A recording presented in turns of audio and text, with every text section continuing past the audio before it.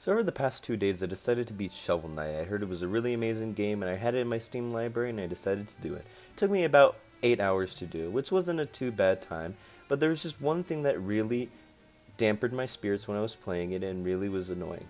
It was the steep learning curve. I felt like sometimes that I just didn't know what to do, and I was just stuck there repeating the same things over and over and over again, and it was really, really aggravating. So I decided to rank the 8 order knights and their levels based on how much aggravation and anger that it caused me.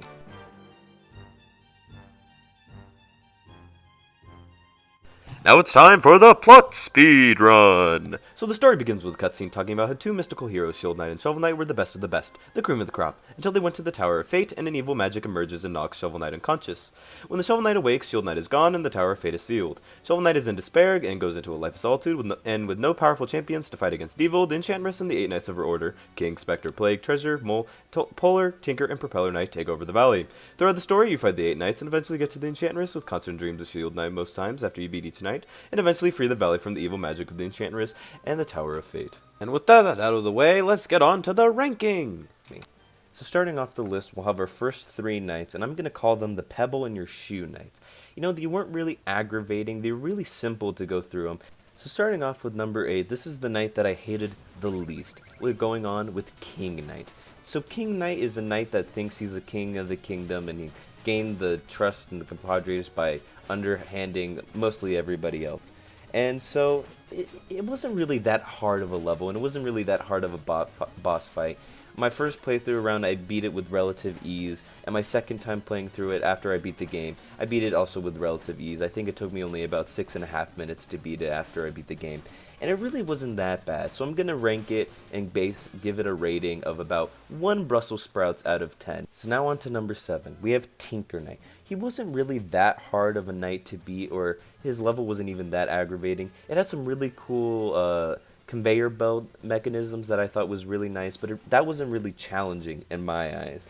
And the boss fight wasn't even that grand to begin with. So first you are fighting Tinker Knight as his true form, where it's this little tiny mob, and he's really small and you can easily destroy him. He's just throwing wrenches at you like that one mole in Mario. But then he goes into a second phase, which he has this insane mech, but you can basically yoink this and figure out a strategy to just stand on his little like rocket launcher and then just bop on his head every time with your shovel, and he is gone with relative ease. So he actually wasn't even that hard to fight to begin with, but he was one of my favorite knights and levels to play just from how much uniqueness and creativity the level had. So I'm going to give this guy a rating of 2 dull pencils out of 10. So on to number 6, we have Plague Knight. His level wasn't even that hard. It was very unique also, just like Tinker Knight, which I kind of enjoyed. It wasn't too bad. It had these little like potion like kegs that would shoot up a platform, which I thought were really, really cool. I didn't even take that long to beat it my second time playing through it. Probably took me around, like, I think it was 7 or 8 minutes, and it really wasn't that bad. The only thing that I had a problem with was there was this scientist that he would drink a potion and he'd turn into a monster. It was kind of like the mini boss, and that was the hardest thing that I had during that level, and it really wasn't even that bad when I was doing it the second time. And then the Plague Knight boss battle wasn't even that bad to begin with. It just had a lot of really cool things. He would spawn all these potion bottles around, and then you would just knock him out, and then you'd win. So that's why I'm going to give him a 2 untied shoelaces out of 10 for a rating. He wasn't even that bad. So now we're going to head on to our second description and layers of knights. We're going to call them the semi-malding knights. So we're going to get on to number 5, which is the Treasure Knight. So he wasn't too bad. His level was in a giant submarine, which I think was really, really cool. And for being a water level, because half of it was mostly underwater, it wasn't even that bad. I think like a lot of the Legend of Zelda games give water levels a bad rep, but Treasure Knight does it really, really well. The one problem that I had was there was this section of the level which it was a anglerfish, and you thought you were getting a blue chest, which means that you were getting an artifact from this man named Chester, but it turned into an anglerfish, and then that was kind of like the mini boss you had to beat throughout the level. And that wasn't too bad. It took me a couple tries to do it at the very beginning, but I thought it was really, really fun to do. And then you'd eventually get a throwing anchor from Chester once you beat the anglerfish. And then getting on to the boss battle, it wasn't even that bad. He just had his like grappling hook anchor that he would shoot around, and he would like hang from the ceiling. But once you got over that, it was really, really easy to beat. It didn't even take me that long to finish the second time around. I think it only took me around 7-8 minutes, just kind of like Tinker Knight.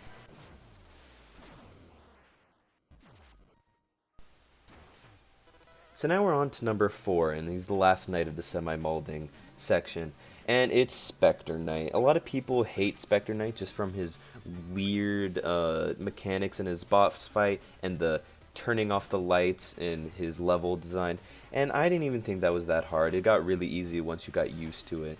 It was just really hard because it was the second boss that I faced, and so it could also be the first boss that you face based on which direction, if you did King Knight or Spectre Knight first. But it really wasn't that bad. It was really annoying for the first time because I kept falling into the abyss with the lights turning off and everything like that. And they had these electric frogs and ghosts that were really, really annoying that were attacking me. But the main thing that was really annoying was the boss fight. Spectre Knight would continually like summon zombies and turn off the lights, and then he would teleport, throwing his little like scythe around. And it got really annoying when I was first playing it, and I got really aggravated. The first time going through, I had to do that boss fight probably like 5 to 10 times. But the second time around, it wasn't even that bad. That's why I'm giving him the semi-molding level. It wasn't too aggravating, and it was kind of fun the second time when I was playing it, because you got to know where he was going through when he was throwing his scythe, and then that was really fun. So that's why I'm going to give him a 5 hangnails out of 10. So now we're on to our next section. We have the Molding Knights. So getting on, we'll go with the first one. Number 3 is the Mole Knight. So he wasn't too bad to fight. I just really hated, there was this one section where there is these lines of blocks, and once you hit one of them, it would start destroying all of them. And there was one thing where you have to dig down to go through it, and I would be stuck in the down aerial, which is your shovels going down, and whatever you hit next is going to break or do damage. So I couldn't figure out how to cancel that. So every single time I would start that action, and it would keep going and going through. And eventually I figured out how to cancel it in midair, and that wasn't that bad. But the problem that I really had was I would die every single time this happened. And the thing is the checkpoint wasn't for a really long time far away. So I had to do this whole section over and over again where I'd have to throw these like green slime things into lava to make them bouncy, and it was just really, really annoying. So that's why I'm giving him 7 getting pricked on by a cactus out of 10. He was really annoying, but he wasn't the most annoying. One section that I hated, it was very similar to Mole Knight, where the checkpoint was really, really far away, and the thing just took me forever to get a hang of.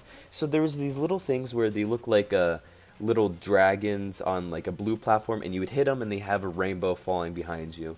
And then once you finish that section, it would lead up to these 2 blue dragons that you had to like shovel jump onto them and keep going through. But the distance between the 2 dragons wasn't close enough that you could just hit them once and then jump over. You had to do it at least hit each dragon 2 times to even get through it. And it was really annoying because the checkpoint I think was really close to after that.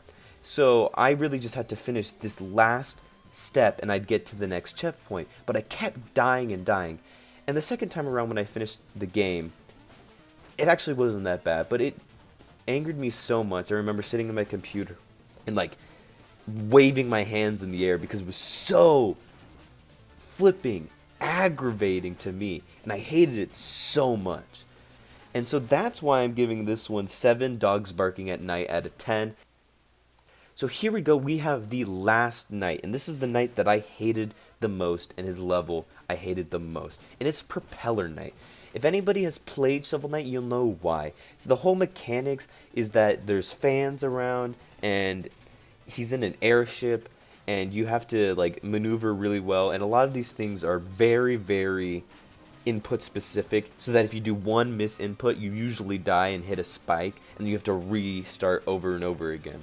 So to even get on the airship, you have to jump over these jellyfish in the air, and that wasn't even that bad. But throughout the whole level, there was these electric jellyfish that would turn their electricity on, and it would be really annoying to even just hit them. You would like fling back, and sometimes you would die. And so that was really annoying. And for the first time, I missed the artifact in there, which was the propeller dagger, which made things so much easier. As you see in the video that I'm playing right now, I used the propeller dagger towards the end of the level because I had it, and it was really, really easy. And then there was another section that I really hated. The wind would change. It would either blow you directly to the right or blow you up, and it would change every couple of seconds. And I hated this part of the level. It was really annoying to me, and I could never seem to get a hang of it. And even with then the boss battle, Propeller Knight, he would create holes in the level, and if you fell through, you were dead. And he was really annoying. He would blow you around with his little fan, and it was just so hard to beat. And when I was beating it after I already beat the game, it still took me so long to beat it. It took me 17 minutes, which was the longest out of any other level that I was playing it after I beat the game. Like, most of them took me around average 6 to 9 minutes, but this one took me 17 minutes, and that's why I have it at the very end of my list. That's why it's number 1. It took me 17 minutes to complete, and that's why I give it 9 migraines out of 10. I just want to thank anybody that made it to the end of the video, so please like and subscribe if you're new, and I'm going to be posting videos probably around every Tuesday or Friday. I'm going to try to do maybe 2 a week or 1 a week if I get busy, but that's going to be my plan going forward, and I hope you have a great one.